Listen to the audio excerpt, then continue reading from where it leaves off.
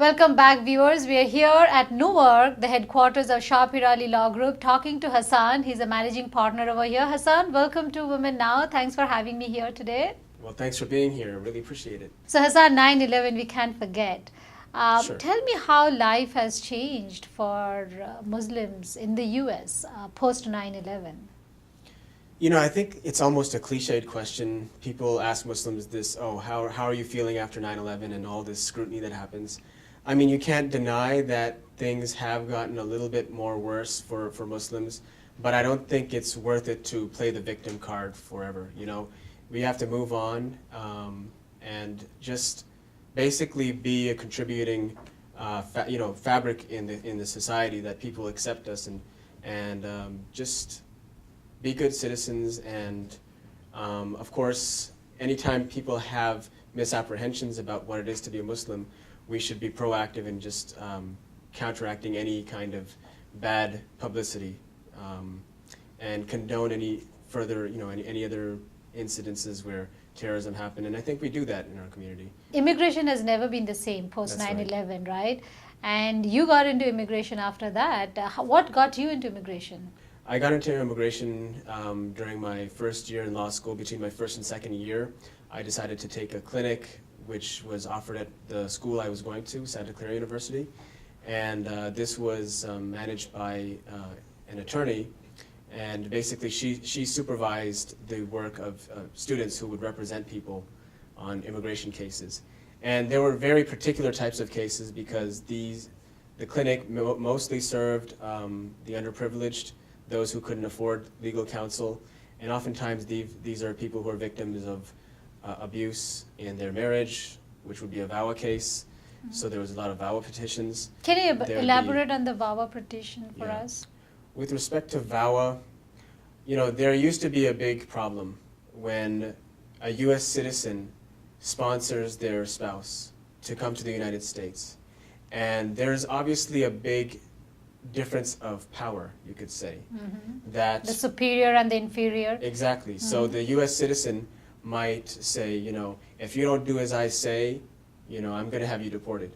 Or, they might physically abuse the person, and the spouse might say, stop it, I'll tell the police. And he might say, oh yeah, tell the police whatever you want. Then I'm not going to help you with your immigration, and you'll go back to your home country and get deported. Mm-hmm. So back in 1994, the Violence Against Women Act was passed, VAWA. And this was drafted by Joe Biden. Oh, okay. He was a senator at the time, now vice president. And it's a very, very important piece of legislation because it really changed that whole problem. Now what happens is, if you have been a victim of abuse during your marriage, emotional cruelty, physical, it doesn't have to be physical either. It could be extreme mental cruelty. You can apply for immigration status on your own. You can self-sponsor yourself. So, when I was working at that law center, we had a lot of those type of cases. Wow, and people would be coming to you for help to get their own visas with VAWA? Yeah, they would be able to get a green card because they've been a victim of abuse. And how long is the process? The process, it can take anywhere from 6 months to a year. It's hard to really gauge now because there's been some kind of administrative issues that we've been noticing. So now, in that period, after they've applied for that green card, are they able to work? Do you give any work permit to them? Because they have to support themselves, right? They would be able to get work authorization as well. Okay. So this seems like a terrific law, and you're empowering women to get their own visas, and it could happen the other way too, right? Even men who are in an abusive relationship can apply for visa through VAWA, right? Yeah, actually, when I was a student and I was working on these cases under supervision of an attorney, we didn't do any VAWA cases for men. At least I never had that experience. But then, since I joined the Shah Peerally Law Group, we've actually done a few of these cases for men. So it's not necessarily Violence Against Women's Act, because it also can help men. It's basically, it helps anyone who's been a victim of abuse. And some people might think it's a joke that a man can be abused, but it's true. I mean, you can be a victim of intimidation. Well, what has been your learning through VAWA petitions after handling so many VAWA cases? What's been your experience like? What have you learned? Well, I would say that what I've learned is love is blind. I think when people get into a relationship and they decide to get married, a lot of times they look past so many warning signs. And what I've noticed about the abuser and of the many VAWA cases I've done is a very similar string. The abuser tends to be someone who might be very attractive and charming on the outside, and but they're generally sociopathic. I think that's what I've noticed. Okay. They tend to, be good at putting on a show to make themselves seem great and seem something special. A lot of people, they might even appear religious. They might also be very successful. Even caring on the surface, and they know impressive. exactly how to push people's buttons. And they're very manipulative, and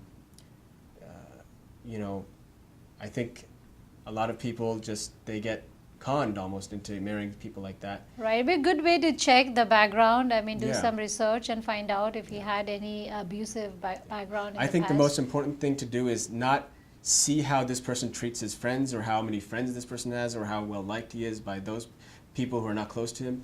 You should probably want to look to see that the person is good with their family. Usually, you'll know what I notice is that the abuser, as described to me by the victim, they have this distance from their own family, and I think that's a big warning sign. Okay. And that's something that people should look out for. That's just Like they say, if a life lesson man I cares learned a man cares for his mom, he'll care for his wife. They always say that. So check how the man is treating his Right. mom. So Hasan, I mean, in the event that the person is not married or living together, but through H1 visa, this person has come on an H4 visa. What happens in those cases? Right. I mean, what if you're not married to a U.S. citizen? Or what if you're in a situation where you're just not married to someone at all, and they might be a U.S. citizen, but they've been abusive towards you? If you have that situation, you could potentially apply for a U visa as a victim of a crime. If you're a victim of domestic violence, that is one of the crimes listed in the U visa regulations. That if you're a victim of this crime and you were helpful in the investigation and the prosecution of that crime, you may potentially get immigration status through a U Okay. visa. Okay. And that's also a very good piece of legislation, and it basically picks up where VAWA has left off, in that those people who are not married to U.S. citizens or permanent residents still have an option. Right. Okay. Now I know I've talked to Shah before, and you have so much experience of all these relationships that he got motivated to even make a movie as a learning. Tell me more about the movie. I know you're not acting in that. Yeah, it's a personal decision. I just don't feel like going into that venture, into that venue. But yeah, I think Shah is very passionate about this area. Our practice, we do a lot of everything. We are a general practice law firm. We have substantial focus in employment-based immigration, but we do family-based, and we do VAWA cases, we do U visa cases. And the thing is, I think quite a few people are still not aware of the option or opportunity that they may have if they are in a situation where they're being abused. So I guess, what Shah wanted to do is he wanted to let as many people know as possible. And the idea is, at least if one person, and hopefully many people who didn't know that this exists, learns about it somehow through this effort, it's worth it. Thank you, Hasan. It has been such an insightful and thoughtful discussion with you here. I totally enjoyed it. It was an absolute pleasure. Thank you, Ina. Thanks. Yeah, appreciate it.